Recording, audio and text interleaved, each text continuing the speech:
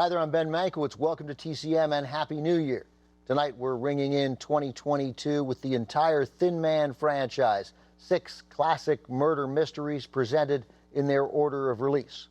Of course, calling these murder mysteries, which I just did, is a bit like calling Citizen Kane a movie about the 1916 race for governor of New York. It sort of misses the point. Yes, technically these are mysteries, but they're really comedies, unbelievably charming comedies. Up next, the second picture in the series from 1936, After the Thin Man.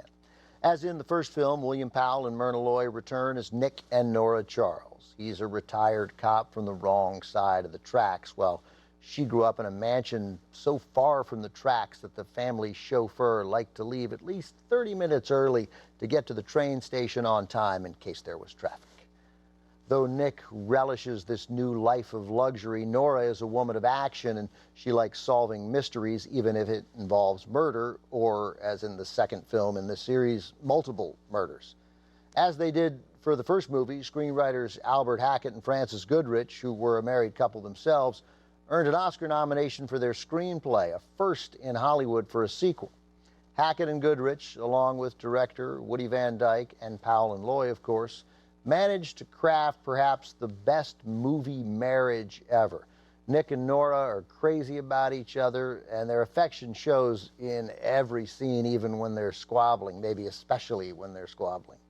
Powell and Loy were considered the perfect movie couple, appearing on screen together in 14 pictures, including the 6 films in the Thin Man series.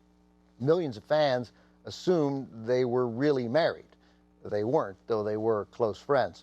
In 1942, when Myrna Loy divorced her husband, producer Arthur Hornblow, her biggest fear was that it would ruin her reputation as the perfect wife. It didn't. My father, who grew up around Hollywood, always argued that every man wanted to marry Myrna Loy, himself included. From MGM in 1936, also with Asta the Dog, and a young, little-known, up-and-coming actor named Jimmy Stewart in a very unusual role for Jimmy Stewart. This is After the Thin Man. After the Thin Man was the second film in the Thin Man series. The series succeeded on the strength of the talent and likability of the 2 leads, William Powell and Myrna Loy. Because MGM could always count on Powell and Loy to deliver, the studio also used these Thin Man films as vehicles to give their best young stars some vital exposure. In After the Thin Man, that was young Jimmy Stewart as David. Stewart had been working in Hollywood for roughly 2 years. This was his 10th feature film, but he was still relatively unknown, though only a couple of years away from his breakout role in Frank Capra's You Can't Take It With You.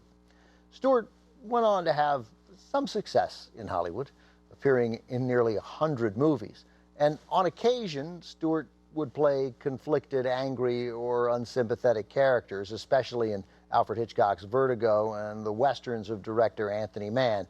But this was an incredibly rare role, Jimmy Stewart playing a genuine villain, a cold-blooded killer.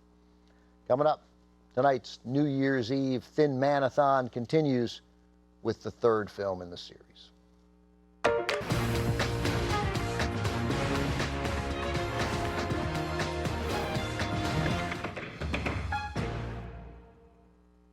Hi, I'm Ben Mankiewicz. Welcome back to TCM on New Year's Eve, where we're in the midst of a Thin Man series marathon, or Thin Man-a-thon, if you will.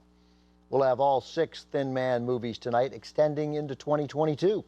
Up next, from MGM in 1939, William Powell and Myrna Loy star in another Thin Man, the 3rd picture in the series. Fans had to wait 3 years between the 2nd and 3rd movies, which was typical for the Thin Man series.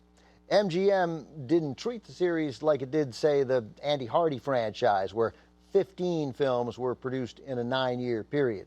The studio treated these pictures as A-list productions, so when a new one hit theaters,